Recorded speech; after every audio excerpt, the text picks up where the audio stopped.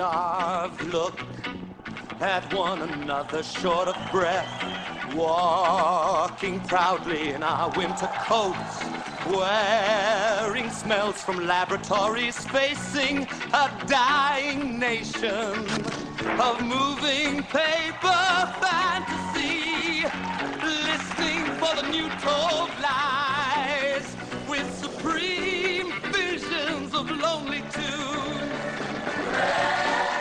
My name is Paula Rappaport. I've been a filmmaker for many, many years. I went to film school at NYU and grew up in New York. Wolfgang Held, who's my partner, great director of photography, and my husband also, actually had the idea to do a documentary on hair.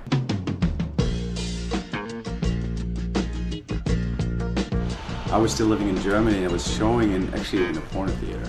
I remember coming out of that theater wanting to sing, and it was at the time where I was about to have to join the German army, so the theme of the anti-war message and the draft was just like right there for me. It was just, I had to make the decision, do I go, do I not go? I just loved the way the freedom and the music sort of celebrated the idea of being a pacifist. And I guess that's sort of the reason that it came back to me and stayed with me. It was one of my favorite experiences. And then later when I saw the play, I actually realized that the play is in many ways even better than the movie. Even if it's done as showbiz rather than as the tribe's experience, it's still absolutely fantastic music. But if it's done right and the audience is so moved, and it is about people who are being forced to lose their lives for, in this case, an unjust war.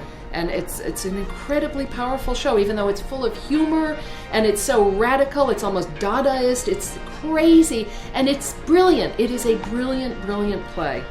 When the moon is in the seventh house and Jupiter aligns with Mars, then peace will guide the planets and love will steer the stars. This is the dawning of the age of Aquarius, age of Aquarius.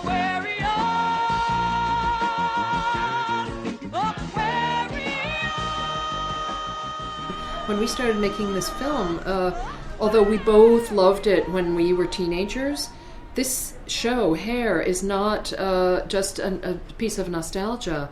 Particularly over the last 8 years, it's become so incredibly relevant. And when we started meeting the young performers and directors that are doing productions in the last few years, Hair is really relevant right now. And we both have felt that. And we've been very rewarded by people who've seen it, who feel like, yeah, it's very, very relevant in this period of time with the war in Iraq.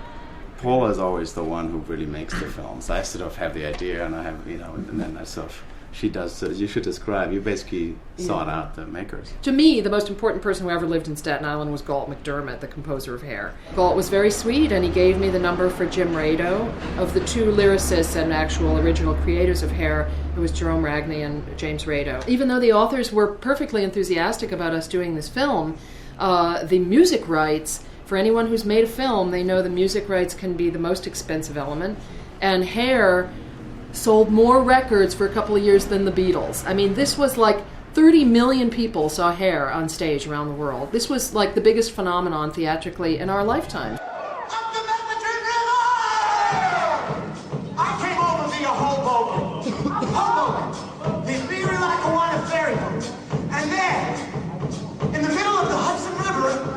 Through the industrial haze, I thought I saw Donna.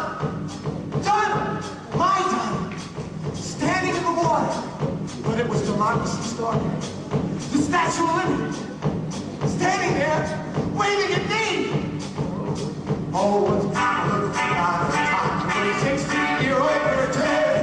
Oh, Donna, oh, Donna, oh. We've been really lucky to make films about subjects that we truly care about. We have never done films that are formula documentaries. We've been incredibly fortunate. It's very, very hard. Nobody ever asked you to make a documentary. You do it. I have done it out of passion, and I've been very lucky to, I haven't gotten rich on it, but we have made films that we really care about.